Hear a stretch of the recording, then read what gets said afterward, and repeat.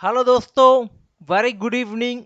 9 तारीख है और आपका स्वागत है इन्फो बेयर में। मैं हूं आपका बेयर। दोस्तों, आजकल के ट्रेंडिंग शेयर्स दो बहुत ज़्यादा चल रहे हैं। वो है एक वोडाफोन आइडिया और दूसरा है यस बैंक। बहुत ज़्यादा सवाल है, बहुत ज़्यादा कंफ्यूजन है कि किसमें इन्वेस्ट करें और कौन सा शेयर आगे बढ़ेगा, कौन सा शेयर टेंशन देने वाला है, कौन सा शेयर टेंशन फ्री है। काफी सारे सवाल है, तो उसी के बारे में आज हम लोग बात करेंगे दोस्तों। तो शुरू करते हैं आज का वीडियो, समझते हैं दोनों कंपनी का एक्चुअल अभी स्टेटस क्या है और उसके हिसाब से आप जो है वो अपने डिसीजन ले सकते हो और अपनी कंपनी जो है डिसाइड कर सकते हो। दोनों कंपनी की तरफ लोग एक अपॉर्चुनिटी की तरीके से देख रहे हैं, स्पेशली जो रिटेल इन्वेस्टर है, स्पेशली जो पेनी स्टॉक्स में डील करना पसंद करते हैं। वो लोग सोचते हैं कि ये तो शेयर से शायद रातों रात अमीर बना जा सकता है। तो कितनी सच्चाई है इस बातों में, कौन सी कंपनी है जिसमें आपको अभी फिलहाल फोकस करना चाहिए, ये पूरी चीज यहाँ पे क्लियर करेंगे। तो बात कर रहे हैं दोस्तों आइडिया फोन और माफ कीजिएगा वोडाफोन आइडिया और यस बैंक के बारे में। उससे पहले दोस्तों एक छोटी सी न्यूज। हमने टेलीग्राम चैनल जो है वो आज से स्टार्ट किया हुआ है। काफी लोग पूछ रहे थे टेलीग्राम के लिए, तो टेलीग्राम से आज स्टार्ट हो चुका है। लिंक डिस्क्रिप्शन में मैं डाल दूंगा और जिसको जिसको चैनल ज्वाइन करना है टेलीग्राम का चैनल, वहां पे आप ज्वाइन कर सकते हो। काफी सारी चीजें वहां पे हम लोग देंगे आपको, सब जो भी देंगे सब फ्री होगा। किसी के लिए 1 रुपया आपको पे नहीं करना है। और इसके लिए आपके लिए और एक चीज बनाई है हमने, वो है bearnews.in। यहाँ पे आर्टिकल्स इशू होते हैं दोस्तों।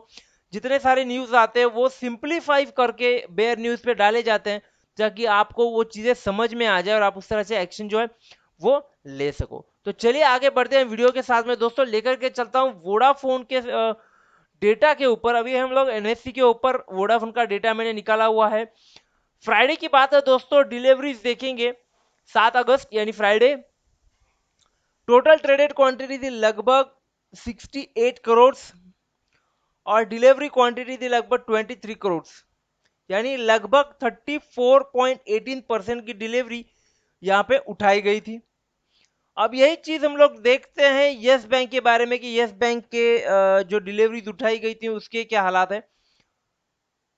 तो यस बैंक के दोस्तों बारे में बात करेंगे तो लगभग 70 करोड़ के क्वांटिटी ट्रेड हो चुकी थी और लगभग 29 करोड़ की क्वांटिटी उठाई गई थी डिलीवरी बेसिस पे, और वो वोडाफोन से ज्यादा है जो लगभग 41.11% है।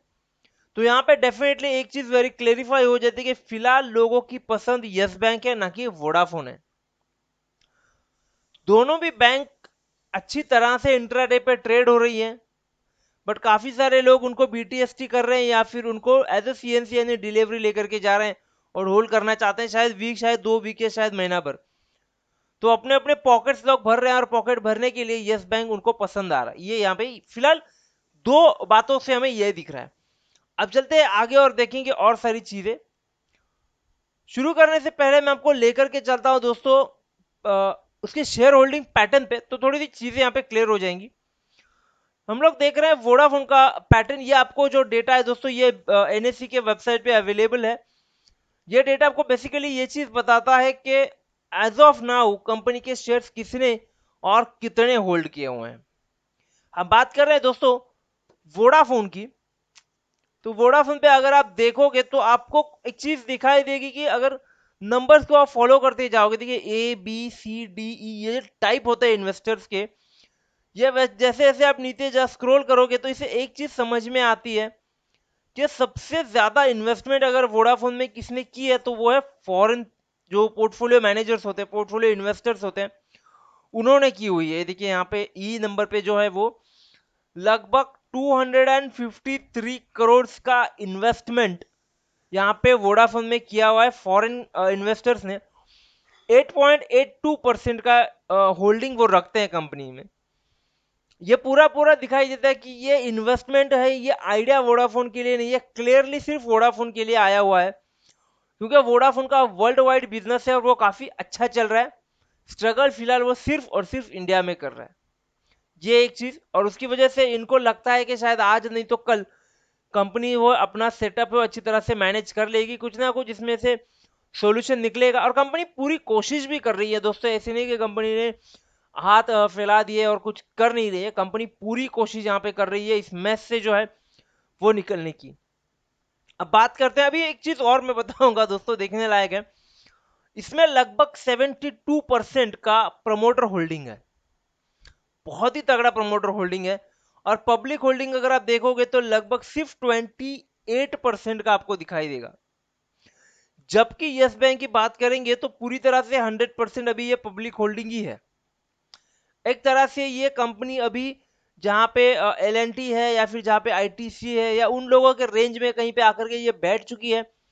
कोई प्रमोटर नहीं है फिलहाल कंपनी में, पूरी तरह से पब्लिक कंपनी बनने के लिए ये रेडी हो चुकी है। और इन्वेस्टमेंट्स देखोगे, जैसे हमने अभी वोडाफोन का देखा, तो गिन चुन के इन्वेस्टर्स हैं। यहाँ पे आप देखोगे तो इन्वेस्टर्स की लाइन लगी हुई है, सबकी इन्वेस्टमेंट बहुत ही बेहतरीन है। और फॉरेन पोर्टफोलियो अगर आप देखोगे तो लगभग 343 करोड़ यानी 343 करोड़। जबकि वोडाफोन में जो सबसे ज्यादा इन्वेस्टमेंट एफईओ का किया था वो मेरे ख्याल से 250 करोड़ था।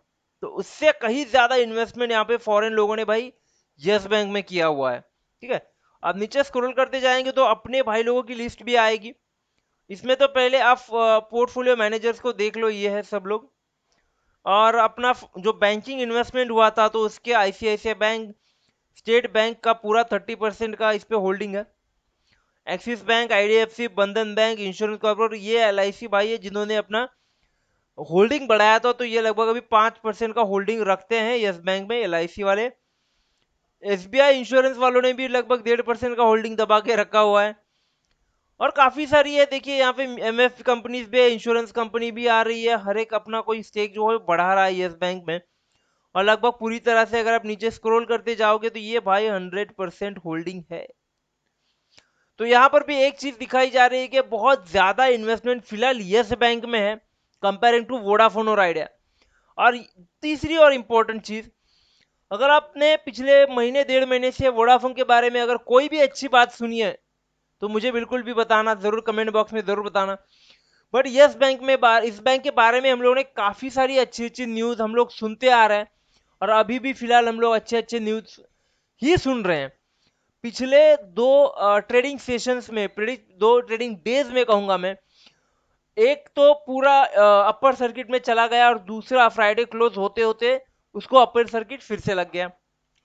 तो होपफुली अभी ये छोटा छोटा जो 5-5% का अपर सर्किट है ये कहीं ना कहीं पे तो बैंक को ऊपर चढ़ने में हेल्प कर रहा है बहुत ही अच्छी तरीके से। होपफुली ये कंटिन्यू होगा और बैंक के रिजल्ट्स के बारे में या फिर वोडाफोन के फाइनेंशियल रिजल्ट्स के बारे में भी एक बार बात कर लेते हैं। तो वहां पर यहाँ पे तो मुझे ओवरऑल लग रहा है कि भाई यस बैंक का ही पकड़ा यहाँ पर भारी है। अब बात करते हैं फाइनेंशियल रिकॉर्ड्स की। देखिए दोस्तों, 5 क्वार्टर का जो है वो डेटा हमारे सामने है और आप खुला देख सकते हो।